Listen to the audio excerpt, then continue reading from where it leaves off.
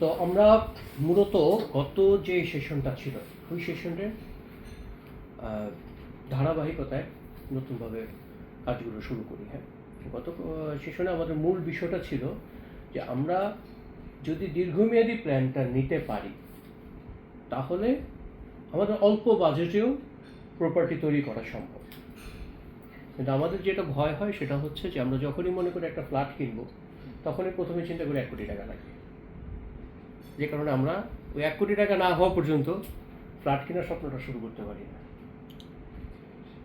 প্রবলেমটা কিন্তু এই জায়গায় প্রবলেম, মানে মূল জায়গাটা কিন্তু নলেজ এবং মাইন্ডসেট। আমাদের প্রপার নলেজটা নাই যে আমি প্রপার্টিটা কীভাবে তৈরি করব। এটা না থাকার ফলে যে জিনিসটা হয়, একই সাথে আমাদের পাশাপাশি যেটা তৈরি হয় সেটা হচ্ছে যে প্রসেসটা যে শুরু করব এই সাহসটাই হয় না, যেহেতু নলেজটা নেই। যে লোকের কাছে 1 কোটি টাকা নাই সেটা চিন্তাই করে না যে আমি প্রপার্টি কিনব। যে লোকের কাছে হয়তো প্রতি মাসে 10,000, 15,000, 20,000 টাকা সঞ্চয় করা সম্ভব, তার পক্ষে 5-10 লাখ টাকা ইনভেস্ট করা সম্ভব, সে লোক এখন পর্যন্ত সাহস নেয় না যে ফ্ল্যাট কিনবে। ফ্ল্যাট কেনার সাহস নেয় কারা? বিশেষ করে ব্যাংকে যারা আছে তারা একটা সহজ শর্তে একটা ব্যাংক থেকে সুবিধা পায়, এই কারণে তারা সাহস নেয়।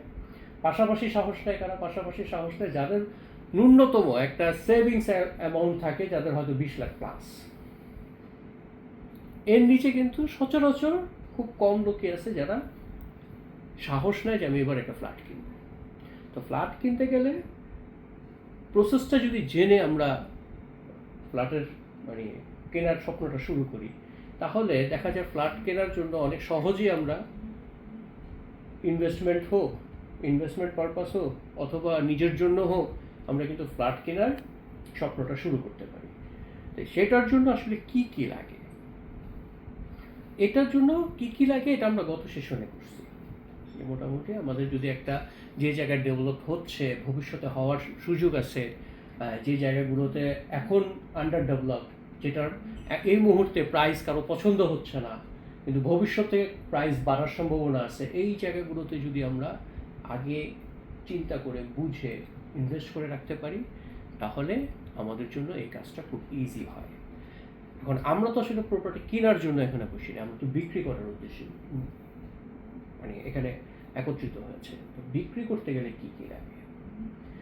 সো আমি বিক্রি করব, কিন্তু আমাদের মনের মধ্যে যেন ওইটা থাকে যে আমি শুধু বিক্রি করার জন্য বিক্রি করতেছি না, 2 দিন পর আমারও ফ্ল্যাট হবে। কারণ আমার যেটা ফ্ল্যাট হবে না, এটা অন্যের কাছে বিক্রি করাটা এত সহজ হবে না। আপনি যেটা বিলিভ করবেন এটা আমার জন্য ঠিক আছে, এটা আমি কিনতে পারি, ওইটাই দেখবেন আপনার পক্ষে আরেকজনকে পরামর্শ দেওয়াটা খুব ইজি। যে এখন পর্যন্ত কোনোদিন গাড়ি মানে ইউজ করে না মানে কি উবার ইউজ করছেন বা নিজে একটা গাড়ি ইউজ করে নাই, তার কাছে কেউ গাড়ি কেনার পরামর্শ নেওয়াটা ঠিক হবে? বলেন, কেউ নিবে না? নিবেও না। বাট যে লোকটা গাড়ি ইউজ করতেছে, যে লেভেলের গাড়ি ইউজ করতেছে, তার কাছে কিন্তু সেই লেভেলের বন্ধুরা বলতেছে যে দোস্ত এরকম একটা গাড়ি কিনলে কীভাবে কিনতে পারি। তো আপনি তখনই প্রপার্টি বিক্রির ক্ষেত্রে আপনি তখনই বিক্রি করতে পারবেন যখন আপনার ভিতরে বিলিভ হবে যে ইট ইজ ওন, কারণ তো আমার, আমি পারি। তাহলে আপনার পক্ষে বিক্রি করাটা খুব ইজি হবে। প্রপার্টি বিক্রি করার জন্য মূলত 4টা বিষয় নিয়ে কথা বলতে হয়। 1 নাম্বার, লোকেশন। আপনি যে লোকেশনে প্রপার্টি বিক্রি করেন, এটা ঢাকার যে কোনো জায়গা হতে পারে, বাংলাদেশের যে কোনো জায়গা হতে পারে, পৃথিবীর যে কোনো জায়গা হতে পারে। আপনি যখন একটা প্রপার্টি বিক্রি করবেন, আপনি যখন একটা প্রপার্টি বিক্রি করবেন, হ্যাঁ, তোমার নেওয়ার জন্যই তো তোমার রাখছি, চলে আসো না, তুমি টেনশন নিও না। প্রপার্টি যখন বিক্রি করবেন, একটা মানুষ যখন কিনবে তখন সে প্রথম যে জিনিসটা জিজ্ঞাসা করবে সেটা হচ্ছে প্রপার্টিটা কোথায়। এবং আপনি যদি কনফিডেন্ট থাকেন যে এখানের প্রপার্টিটা এই কারণে এটা বেস্ট, তাহলে বিক্রি করাটা আপনার জন্য সহজ হবে। বাট আপনি যদি কনফিউশনে থাকেন যে এই জায়গায় কেন কিনবো, তাহলে কখনো আপনি বিক্রি করতে পারবেন না। 2009 সালে যখন ক্যারিয়ার শুরু করি পূর্বাচলে প্লট বিক্রি, তখন অনেক কিছুই আমরা শুনছি, অনেক কিছু বিলিভ করি নেই, অনেক কিছু কি হবে না হবে আমরা কনফিউশনে ছিলাম, আমরা নিজেরও বুঝি নেই। যেমন কুড়িল বিশ্ব রোড হবে, 300 ফিট হবে, 300 ফিট হলে বনানী থেকে আপনি 13 মিনিটে পৌঁছায় যাবেন। এগুলো তখন আমাদের কাছে মুখের বলি ছিল, কিন্তু আমরা নিজেরা কনফিউশনে ছিলাম হোয়াট ইজ 300 ফিট। ঠিক আছে, এলিভেটেড এক্সপ্রেস হবে, এগুলোর ডিজাইন কিন্তু অনেক দিন যাব। এখানে এই ফ্লাইওভারগুলো হচ্ছে, এই ফ্লাইওভারের সাথে এই 300 ফিট লিঙ্ক হবে, এখান থেকে কাঞ্চন ব্রিজ হবে, এটা এশিয়ান হাইওয়ে হবে। এগুলো কিন্তু পূর্বাচলের প্লট যখন আমরা বিক্রি করছি তারও আগে ডিজাইনগুলো করা। যখন আমরা কুড়িলের ডিজাইনটা দেখছি, আমাদের কাছে মাঝে মাঝে মনে হয়েছে এটা নিশ্চয়ই থাইল্যান্ড, দুবাই কোনোখান থেকে বোধহয় ছবিটা নিয়ে আসছে আমাদের দেখাচ্ছে। তখন যখন 7 লাখ টাকায় কেউ প্লট কিনছে, আমাদের মনে হয়েছে লোকটা কি বোকা, 7 লাখ টাকা দিয়ে কচুরি বানা গেছে। ঠিক আছে, 7 লাখ টাকায় কি কিনছে, কচুরি বানা গেছে। বিকজ অফ আমরা যেটা বিক্রি করতাম এটা কচুরি বানাই ছিল একবার। বাট যারা দূরদর্শী, আমরা চিনিটা যার যারটা শেষে নিয়ে নেক, মাসুদ ভাই জি, যার যার চিনি লাগবে শেষে নিয়ে নেক, আপনি বসে যান, যার লাগবে সে নিয়ে নেবে। হ্যাঁ, তো সেই সময় যারা দূরদর্শী তারা কিন্তু ওই সময় ঠিকই ইনভেস্ট করে রাখছে। এটা পূর্বাচল মূল শহরে হোক অথবা পূর্বাচল মূল শহরের আশেপাশে যে বিভিন্ন প্রজেক্ট আছে সেই প্রজেক্টগুলোতে হোক। হ্যাঁ, ওইখানে অনেক প্রজেক্টে অনেকে সফল হয়েছে, অনেক প্রজেক্টে এখন অনেক হ্যাসেল আছে, হ্যাসেল আছে, সফলতাও আছে এবং ব্যর্থতার গল্প আছে, সবই আছে। এখন আপনার এটাও 100% সফল, এটা তো ভাই পৃথিবীর কোনো বিজনেসে সম্ভব না। তাহলে তো সেটা বিজনেসই হবে।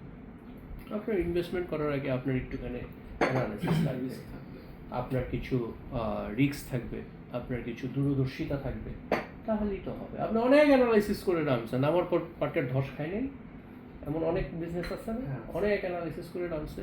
আপনাদের মনে আছে গ্রামীণ যখন প্রথম আসছে তখন একটা মডার্ন বিক্রি করতো, তখন অনেকে কিন্তু এই মডার্ন বিজনেস নিয়ে অনেক হাজার কোটি টাকা নিয়ে নামছিল। শুধু মডেমের অনেক রকম মডেল ছিল না, সিটি সেলারটা বেশি ছিল না, সিটি সেলার ছিল, মানে সব মানে কোম্পানি ছাড়াও অনেকের ছিল। হ্যাঁ, কিন্তু ওই কোম্পানিগুলো কি মার্কেট অ্যানালাইসিস করে নামছে না? ওরা কই কেউ প্রফিট করছে? কেউই প্রফিট করে না। ওদেরকে অ্যানালাইসিসটার অভাব ছিল, ওদের বিজনেস দূরদর্শিতার অভাব ছিল, টুলসটার অভাব ছিল। হয়ে গেছে কি ওর কম্পিটিটর অন্য দিক দিয়ে আগে গেছে, ওর যে কম্পিটিটর যারা আসছে বা অন্য প্রোডাক্ট নিয়ে যেটা আসছে ওইটার ফ্যাসিলিটি গ্রাহকের কাছে আরো বেশি সহজ হয়ে গেছে, কারণ ওই প্রোডাক্টে কেন। ঠিক আছে, তো ল্যান্ডের ক্ষেত্রেও বলেন, প্রপার্টির ক্ষেত্রেও বলেন, কিছু রিস্ক থাকবেই, রিস্ক আছে। বাংলাদেশে যেখানে অনেক মিথ্যের ব্যাপার একটা বিষয় আছে, গোপনীয়তার ব্যাপার আছে, কাগজে ভুল ভ্রান্তি করার ব্যাপার স্যাপার আছে।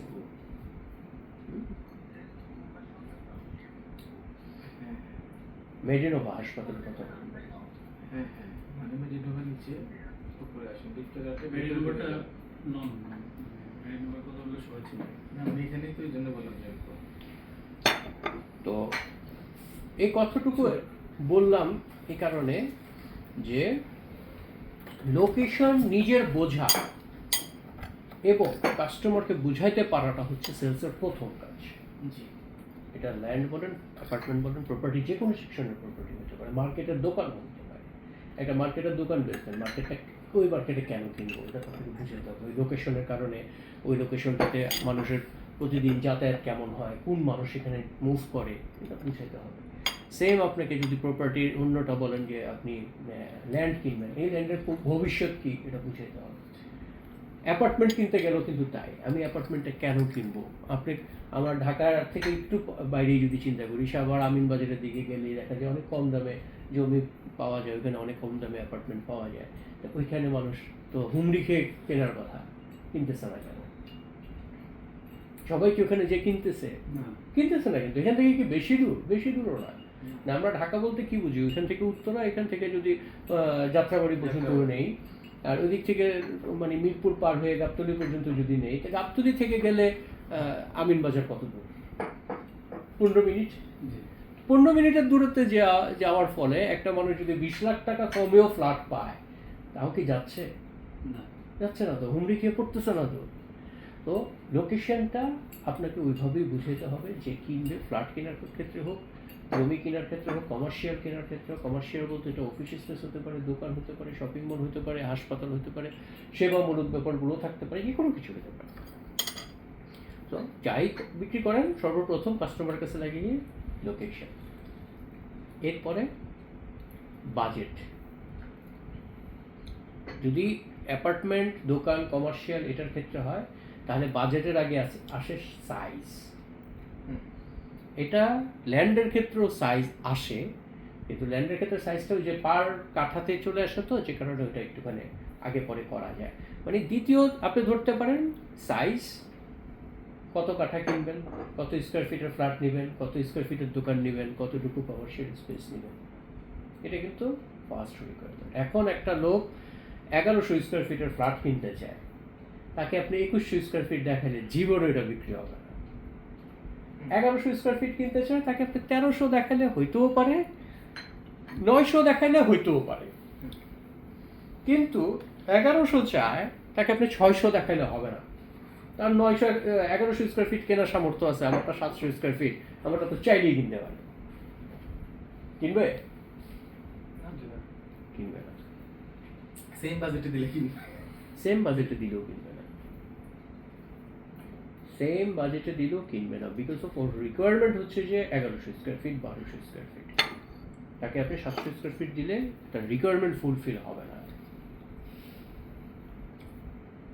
যদি আপনি 700 স্কোয়ার ফিটে এমন কোনো কিছু দিতে পারেন যেটা আসলে লুক্রেটিভ, সেই ইনভেস্টমেন্ট পারপাস হতে নিতে পারে, সেটা কিন্তু তার রিকোয়ারমেন্ট না। ক্লিয়ার?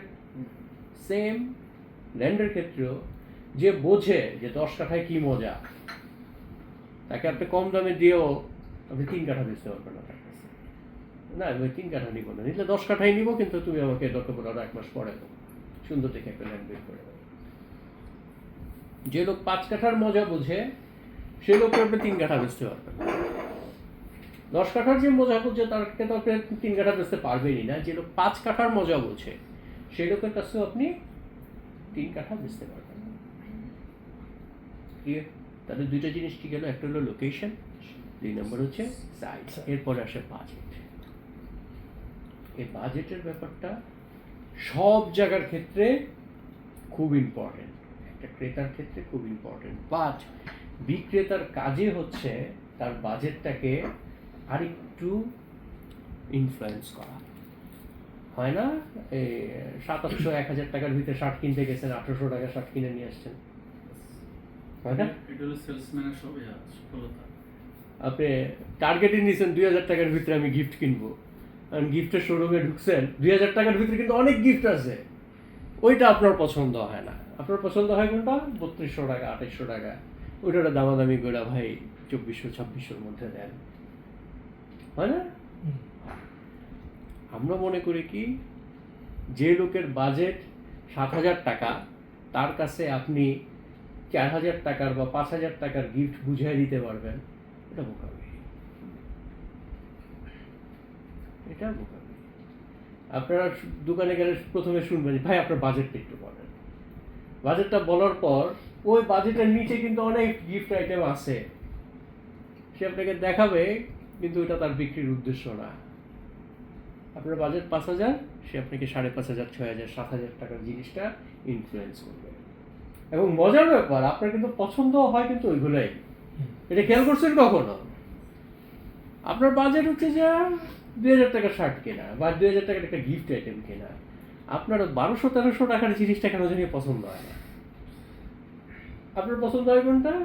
3200, 3400, 2800 টাকার জিনিসটা। কারণ সেলসম্যান ওইটা প্রথমে আগে জিজ্ঞাসা করে আপনার বাজেট কত, মিনিংটা হচ্ছে আপনি এরপরে কতটুকু পর্যন্ত যাবেন। আপনার টেস্ট বুঝলো, বুঝে ওই টেস্টের আপনাকে দেখাবে ঠিকই, 1600-1700 টাকার জিনিসও দেখাবে, বাট সেটা ইনফ্লুয়েন্স করবে না। আপনাকে ইনফ্লুয়েন্স করবে কোনটা? 2700, 2800, 3200, 3400 জিনিস, সেখানে ইনফ্লুয়েন্স করবে। এবং আপনাকে ইনফ্লুয়েন্স যে করতেছে, এটা বুঝতেও অনেক সময় লাগে। না ভাই, এটা তো আপনার বাজেটের বাইরে, তখন আপনার ভিতরে আরেকটু ইগোতে লাগলো। আজকে বাজেট নেই দেখে নিতে পারতেছি না, কি করবেন বলেন স্যার? ভালো জিনিসের তো দাম একটু বেশি হবেই। Grid factor. হয়তো এই একই জিনিস আরেকজনের কাছে হয়তো 1600 টাকায় বিক্রি করছে, বাট আপনার কাছে সে 1600 টাকায় বেচবে না। হয় না এই জিনিসটা?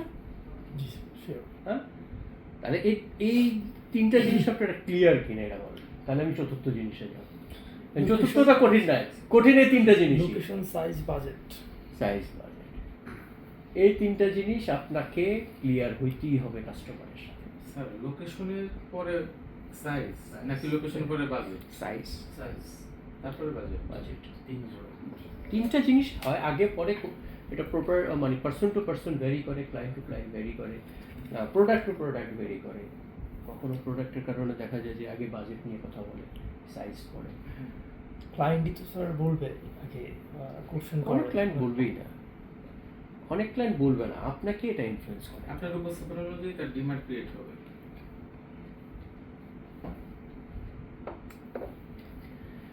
আশা করি মানে যেভাবে বলছি আপনারা যেভাবে মনোযোগ দিচ্ছেন, তিনটাতে আপনাদের কোনো কনফিউজ নাই। কনফিউশন নাই, রাইট? এবং প্রপার্টির ক্ষেত্রে কীভাবে হয়, যদি আপনাদের কোনো কোশ্চেন থাকে আমি তাকে বলে কোশ্চেন উত্তর আলাদাভাবে নিচ্ছি, অসুবিধা নেই। আপনার যদি কোশ্চেন থাকে সাজাতে থাকেন, আমরা থাকবো 7টা পর্যন্ত। এই এতটুকু যদি আপনি কাস্টমারকে সার্ভিস দিতে পারেন, এরপরে আসবে ডিজাইন অ্যান্ড ফ্যাসিলিটি।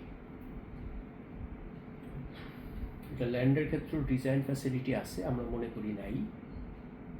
অ্যাপার্টমেন্টের ক্ষেত্রে তো 100% আছে, কমার্শিয়াল শপিং মল এগুলোর ক্ষেত্রে তো আরও 100% আছে। জি, আসসালামু আলাইকুম। আলহামদুলিল্লাহ, প্লিজ বসে যান। আমরা সেশনের প্রায় শেষ পর্যায়ে, কিচ্ছু করার নাই, বসেছেন, অসুবিধা নেই, শুক্রিয়া, আলহামদুলিল্লাহ। আমরা আবার পরে পরিচয় হয়ে শুক্রবারে যে যাবো। অবস্থা সেটা কল্পনার বাইরে আজকে। আচ্ছা ঠিক আছে, অসুবিধা নেই। তাহলে চতুর্থতে কি আসতেছে? Design facility. Design and facilities. আমরা মনে করি ল্যান্ডের ক্ষেত্রে ডিজাইন কি, মনে করি না? আমি তো ল্যান্ড দেখবো, ল্যান্ডের কাগজ দেখবো। অ্যাপার্টমেন্টের হয়তো ডিজাইনের ব্যাপার আছে, কমার্শিয়াল দোকান টোকান কিনলে তখন হয়তো ডিজাইনের ব্যাপার আছে, কিন্তু প্রত্যেকটার ক্ষেত্রেই ডিজাইন আছে। অ্যাপার্টমেন্টের ক্ষেত্রে ডিজাইনার নিয়ে কি বলার কিছু আছে, এটা তো নিশ্চয়ই সবাই বুঝেন। হ্যাঁ, ভিতরে কয় রুম, ভিতরে পিলার করছে কিনা, দক্ষিণমুখী কয়টা, বারান্দা কয়টা, ওয়াশরুম কয়টা, কিচেনটা কেমন, কিচেনটা বড় না কিচেন ছোট, ড্রয়িং রুম বড় না ড্রয়িং রুম ছোট, মাস্টার বেডটা কত বড়, এই একটা ডিজাইনের ব্যাপার থাকে। মজার ব্যাপার হচ্ছে কিছু কিছু কাস্টমারের কাছে ড্রয়িং রুম ছোট হইলেও সমস্যা নাই, বেডগুলো অনেক বড় হতে হবে। আবার এটাও কিন্তু সত্য, মানে আমি আমার এক্সপিরিয়েন্স আপনাদের শেয়ার করতেছি।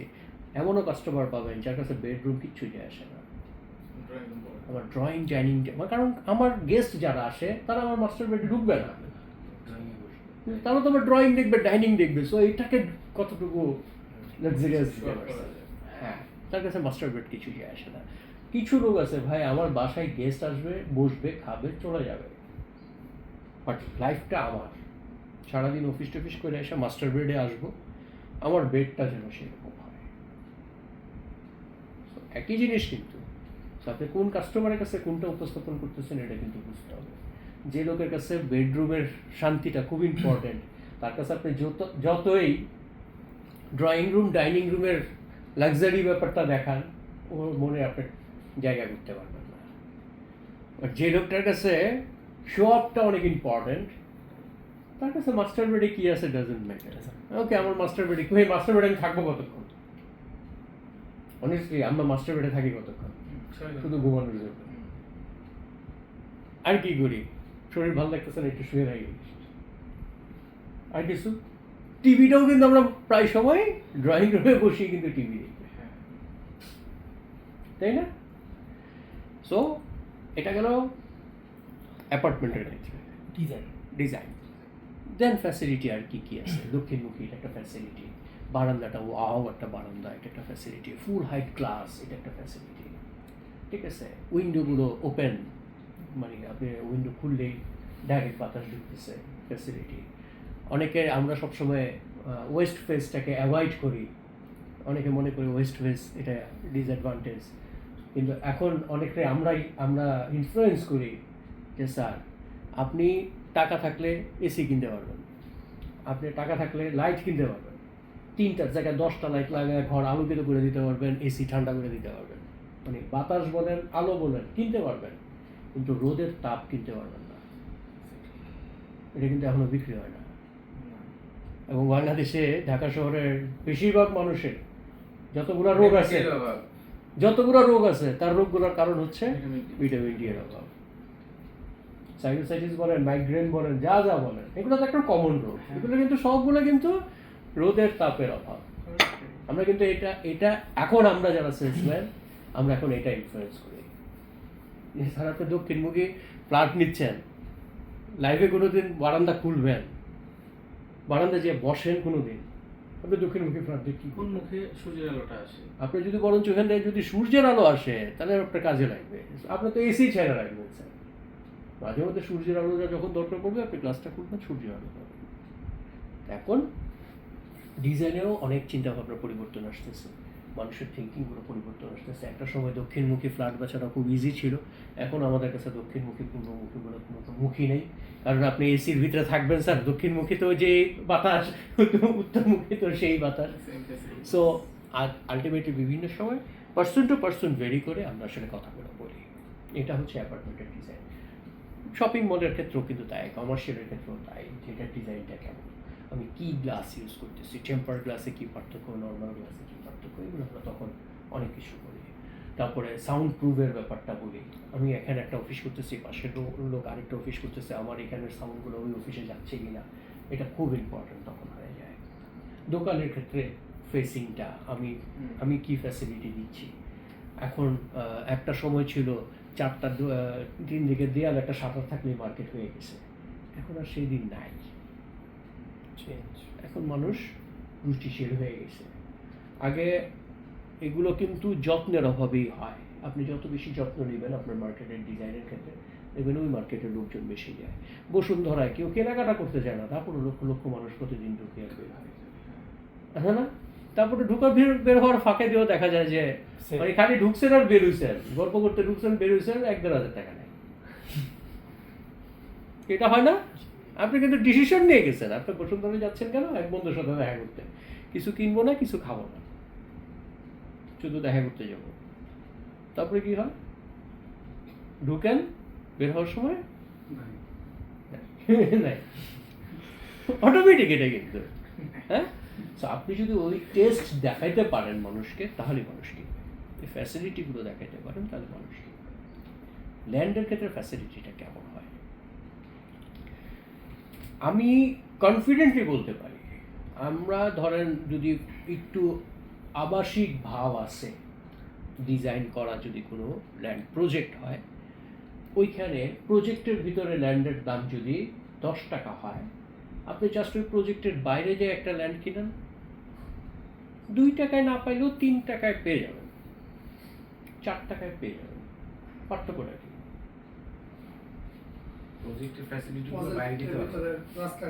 রাস্তাঘাট পাচ্ছেন, স্কুল পাচ্ছেন, কলেজ পাচ্ছেন, মসজিদ পাচ্ছেন, সিকিউরিটি পাচ্ছেন, আলাদা একটা স্ট্যাটাস পাচ্ছেন।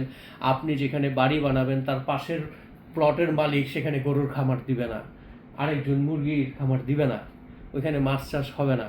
এটা একটা পরিকল্পিত পরিবেশ। বাট এর বাইরে আপনি কিনছেন বাংলো বাড়ি করার জন্য, আমি কিনছি গরুর ফার্ম করার জন্য। আপনি আমার থামাইতে পারবেন? তাও তো ধরেন গরুর ফার্মটা একটুখানি সহ্য করলেন, কারণ শেড টেড দিয়ে ঢাকা থাকে। মুরগির খামার যদি দেয়, কিচ্ছু করার নেই। এখন আপনি চিন্তা করতেছেন যে ভাই আপনার এখানে 10 লাখ টাকা করে কাঠা বলতেছেন, ভাই ওই এলাকাতে তো 10 লাখ টাকা কাঠা নাই। কত করে আছে স্যার?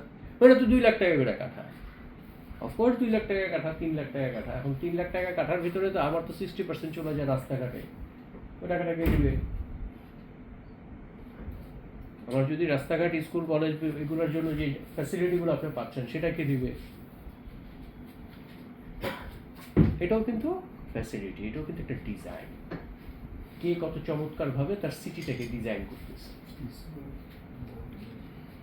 ওকে, সো 4টা জিনিস ক্লিয়ার। Sure. এই 4টা জিনিস যদি কোনো কাস্টমারে বুঝাতে পারেন, কাস্টমার কিনবে। যদি সে কিনতে চায় অবশ্যই বুঝতে পারলে কিনতে। সে কিনতে না চাইলে সেলসম্যানের কাজ হচ্ছে তাকে কিনতে চাওয়ানো। হ্যাঁ এটাই পার্সুয়েট করতে হবে। সেলসম্যানের কাজ হচ্ছে 3টে জিনিস, 4টা জিনিস বুঝে তাকে কিনতে চাওয়ানো। পৃথিবীর কেউ কিনতে চায় না। একটা সেলসম্যান হিসেবে প্রথম একটা সত্য কথা মনে রাখবেন, পৃথিবীর কেউ কিচ্ছু কিনতে চায় না। তাহলে কিনে কেন? ঠেকায় পড়ে, ঠেকায় পড়ে, ইনফ্লুয়েন্স হয়ে, আবেগে পড়ে কেউ কিনতে চায় না। আপনারা যদি শুনেন যে মাহফুজ ভাইয়ের কাছে গেলেই সে বেঁচে হারাবে, মাহফুজ ভাইয়ের থেকে দেখবেন মানুষ দূরে থাকা শুরু করছে। কিন্তু যখন বুঝবেন না মাহফুজ ভাইয়ের কাছে গেলে উপকার হয়, উনি আমার প্রপার্টি একটা মানে প্রপার সলিউশন দিতে পারেন, তাহলে দেখবেন মাহফুজ ভাইয়ের কাছে লোকজন আসতেছে। একই কিন্তু কাজ করি ভাই, আমি দিন শেষে কিন্তু আপনার কাছে সার্ভিসটা বেচি। আমি যখন বলি আমি বেচি, তখন কেউ আমার কাছে আসে না। যখন বলি আপনার যে প্রবলেমটা, এই প্রবলেমের সলিউশনটা আমার কাছে আছে, তখন আসে। তখন আসে। জিনিস একবার উকিলের কাছে কেউ যেতে চায়, ডাক্তারের কাছে কেউ যেতে চায়। 1000 টাকা 2000 টাকা ভিজিট, তারপরে যান কখন সলিউশন প্রবলেমের সেলসম্যান হিসাবে যদি আপনারা মনে করেন আমি যাবো বেচা ফেলবো, তাহলে নিশ্চিত থাকেন বেচতে পারবেন। আপনি যদি সেলসম্যান হিসাবে প্রথম চিন্তা করতে পারেন আমি যাবো ওটার প্রবলেমটা আইডেন্টিফাই করবো, প্রবলেম আইডেন্টিফাই করবো, তাহলে আপনি সেল করতে পারবেন এনি প্রোডাক্ট। ওকে, আপনাদের সেটা হলো design and facilities. Designer facilities, মানুষ ফ্যাসিলিটি কেনে।